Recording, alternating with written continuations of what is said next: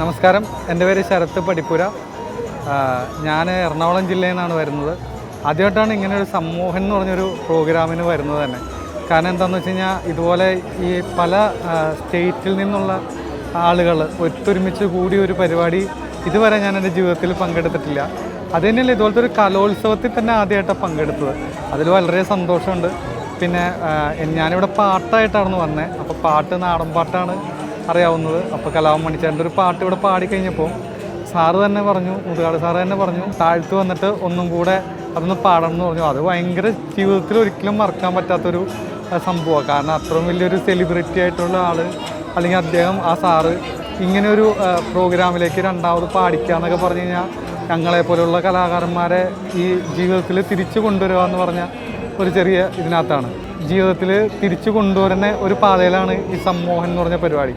അതുകൊണ്ട് വളരെ സന്തോഷമുണ്ട് ഇങ്ങനെ ഒരു പരിപാടിയിൽ തന്നെ പങ്കെടുത്തത്. ഞങ്ങളുടെ എല്ലാ ഭിന്നശേഷിക്കാരുടെ, കേരളത്തിലെ എല്ലാ ഭിന്നശേഷിക്കാരുടെയും ഒരു ഭയങ്കര സന്തോഷമുള്ളൊരു ദിവസം കൂടിയാണ് ഇന്ന് സമ്മോഹൻ.